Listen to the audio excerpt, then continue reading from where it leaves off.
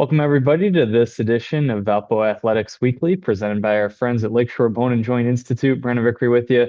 Glad to be joined by the Director of Track and Field and Cross Country here at Valpo, Vincent Walker, as we get set for the conference championship coming up later this week in Evansville. And Vinny, as we talk about your program, I think let's jump in and talk about Carson Hollander on the men's side.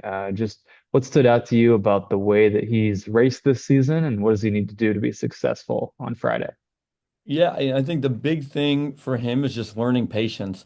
Last year we talked a lot about, just being a little bit more tactical in races, and I think he made some really good steps there, both on the track and in cross. But this year, I think good example like the home meet, right? Get a chance to race against some really great Notre Dame and Purdue teams. And I think right before the mile, like he kind of made a move on the pack and took the lead of the race, right? And the group then kind of ate him up and he kind of fell back into it. And then right around 2K, he made like another really big push and still ended up finishing great and having a big PR. But, we sat down and really talked about like when you're fit and feeling good in a race, like you almost have to think of yourself as a caged lion, right? Like you're only doing what you need to do to kind of keep hanging on to the group and you keep doing that. And when you get into an 8K race, by the time you're 6K in, it might be you and four or five other people up front. And I think that's something he kind of really took to heart. And each weekend that we competed this year, he kind of fine-tuned that right and had that like I think it was like third place finish at, or maybe it was runner-up or third place finish at Western Michigan, and then he finished up with another top five finish at Notre Dame, top 10 at Bradley, and I think that tactic has really started to work for him. So I think for him, just learning that patience was really huge. And now going into the conference championship, he has kind of stacked a bunch of different tools in his toolbox, and he knows that, hey, I can get out slow in a race with the group and still be successful. I can get out if the race goes out hot, and guys aren't going to break me, right? So I think that confidence and patience piece has been huge for him. On the women's side, it's been Samantha Rowley leading the way. How has she made that transition to collegiate cross country look so seamless? And what are your hopes for her this week? Yeah, that transition has been unbelievable. I think even if you ask her, like each week, she's kind of shocking herself. I think for her, she's just out having fun with it, right? She's someone who's a really big student of the sport.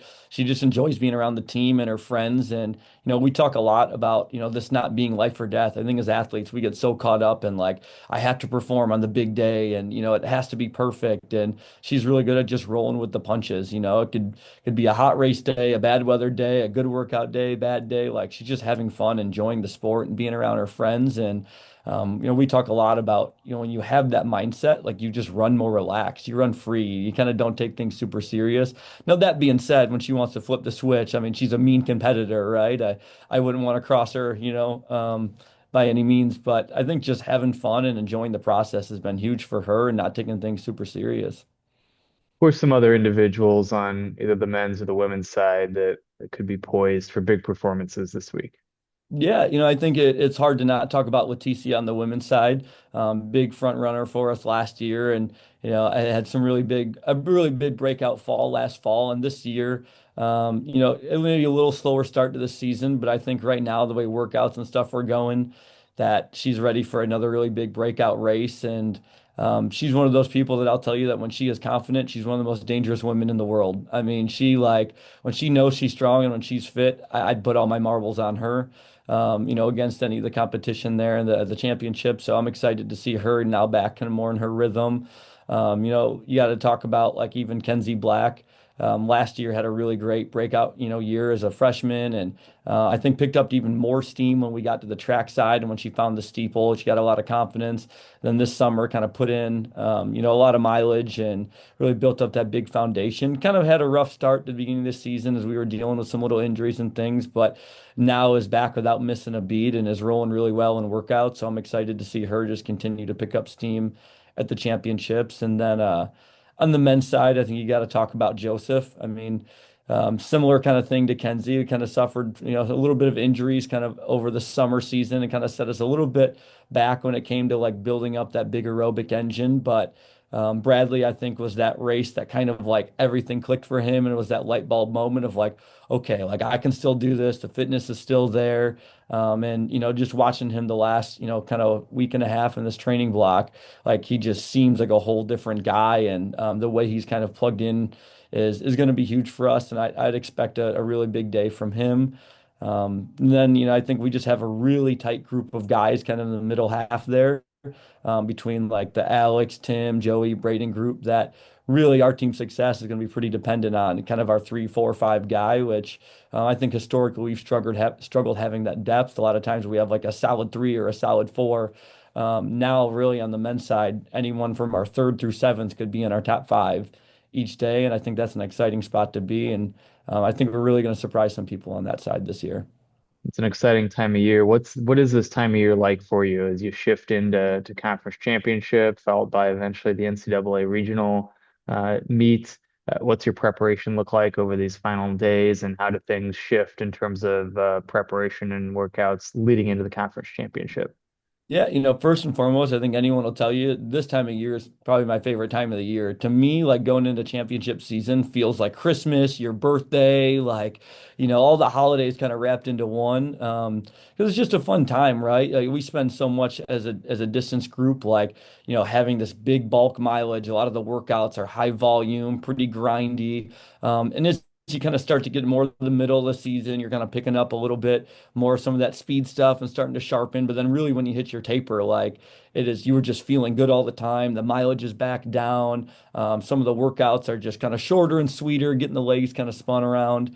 And that's just a fun feeling because all of a sudden the team, the energy, like people don't feel as sluggish, they're like, Coach, like I feel unstoppable right now. And they're like begging, like, Coach, please let me do like another mile repeat. Let me do another K. Let me get another six in there. And when they're just kind of foaming at the mouth, it gets you excited as a coach because you're just like, all right, like they're feeling confident, they're feeling ready. I think anyone on the team would tell you that this really is the best time of year. Like I said, it's like Super Bowl, Christmas, your birthday, all kind of wrapped into one. And when training kind of starts to just come into that taper, there's no better feeling. Last question as we wrap it up. Let's maybe get a preview specifically of Friday's races. What do you expect in terms of the course in Evansville, and what do you expect in terms of the level of competition from the Missouri Valley Conference competitors? Yeah, certainly. Well, I don't want to sound like an old man here, but the last time I've raced at Evansville was 2012, 2013, something like that. So it's certainly been a stone's throw away. But from what I remember of the course, I mean, it certainly is flat and fast, but kind of can be rhythm breaking, which I think a lot of, cross country courses now have gone to being like grass tracks. They're just lightning fast, kind of really taken away the sense of cross country, in my opinion. But the course, should be a pretty fast course. I think the races will get out hot. Um, but when it comes to the team's perspective, like the Missouri Valley isn't for the faint of heart. I tell people I think it's one of the best mid-major conferences in the country, and by no means I think can you walk into this meet super confident thinking that you're going to be the team that's going to come away with the trophy at the end of the day.